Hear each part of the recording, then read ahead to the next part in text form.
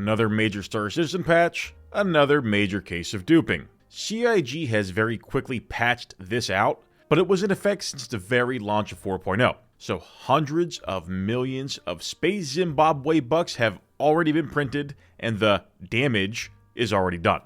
But why are people duping? Is it because they are simply dirty cheaters who want to hoard millions of these worthless virtual currencies? Or does it highlight a significant problem in the game that CIG is either unaware of or unwilling to fix? Let's find out. In any other game with a functioning economy or a system where items were crucial to gameplay, I would immediately assume most of these people are doing it because they're cheaters. But since Star Citizen isn't an actual game with an actual economy, or items that actually matter, I do not think these people are doing it to cheat. They're doing it because Star Citizen is long overdue for quality of life changes that favor FPS combat, and parity between insurance systems is absolutely needed. In Star Citizen, when you hop into your F-7A Hornet to go gank noobs while wearing nothing but a hospital gown, you are exhibiting absolutely zero risk. If you die, your worthless gown and equally worthless body will float harmlessly in the cold void of space, along with your ship that nobody will bother to strip parts from. You will respawn, claim your ship, get every single upgrade back, and repeat the process. The same cannot be said for FPS combat. When you die in FPS combat, players will take your weapon, likely leave your armor, and probably use a gravity gun to put your corpse in compromising positions to take funny screenshots. You will then respawn and have to individually buy and equip all of your stuff again, which is much more time consuming than simply claiming a ship and flying out in your hospital gown. What I am trying to do here is highlight the disparity in insurance, the uneven nature of the two styles of play, and what is driving players to dupe FPS combat equipment, but not ship equipment. You could always dupe ship equipment if you really wanted to. You actually still can. For all of the other content creators throwing a fit about players making duplicates of their railguns and armor, something they pay for in the process, none of them are complaining about the fact that you can duplicate Class A military components from contested zones the exact same way with insurance and either give them to your friends, sell them for Star Citizen funny money, or apply them to multiple ships. Quite simply, the system isn't fair, and I get why people were duping. A simple solution is to add FPS equipment insurance. Tie it to a loadout and have the cost reflected on the loadout. Make it just like the ships. If you do this, people will complain a lot less and not be as incentivized to dupe items. I am not going to try and change anyone's mind on full loot in Star Citizen.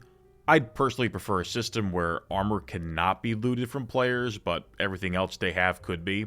I only say that since armor is the FPS equivalent of the hull on a ship that you attach weapons to, and it would save time.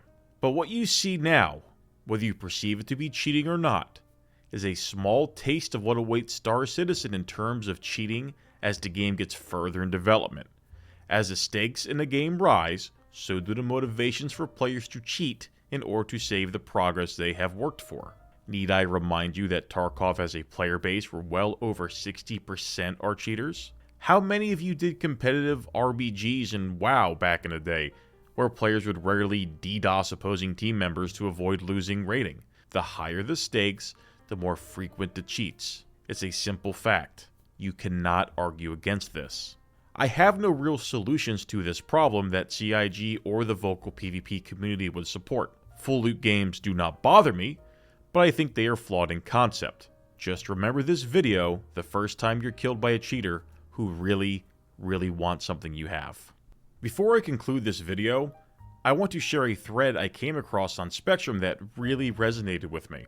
In my opinion, it perfectly highlights the mindset of most of these players. It should be up on the screen now. You can pause the video and read it yourself. I'm not going to read it to you because that might be annoying, but it is worth the read.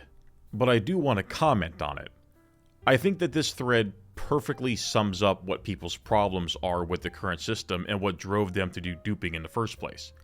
It comes down to saving time and getting around a lot of the annoying time sinks in the game, as well as, like I said earlier, establishing parity between the two systems, that being ship combat and FPS combat.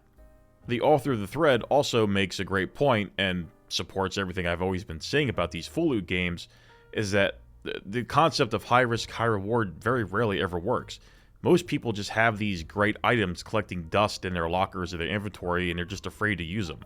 It's not a fun game environment. It's not fun at all.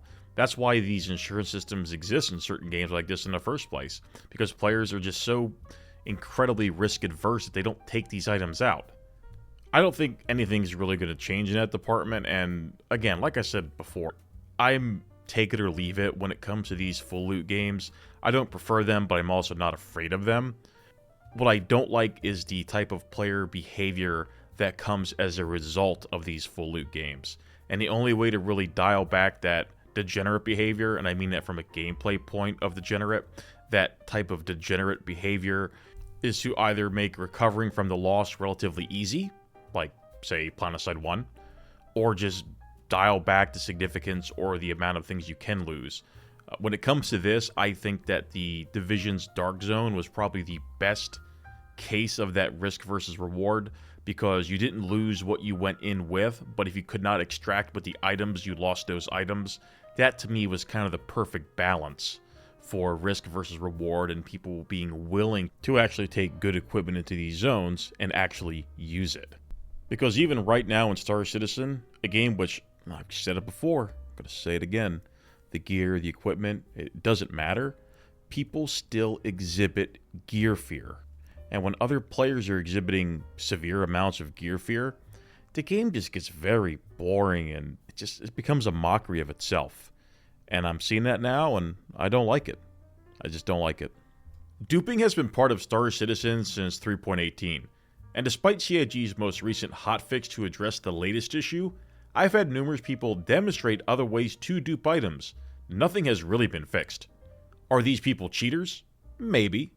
But I can see why they're duping. I think we should focus on the why more than the how, and consider ways to improve the game and its systems to discourage duping. The goal should be to make the non-flying elements of the game as accessible in terms of insurance, speed, and convenience as the flying elements. Right now, the disparity between the two is so vast that it's driving people to do what others consider cheating. And, as a reminder, you can duplicate Class A military components from contested zones in the exact same way using insurance. And the game officially supports that behavior. So how is putting weapons and armor on item racks in ships any different? Let's exhibit some common sense here. Let me know what you guys think in the comments. Am I off my rocker here or what?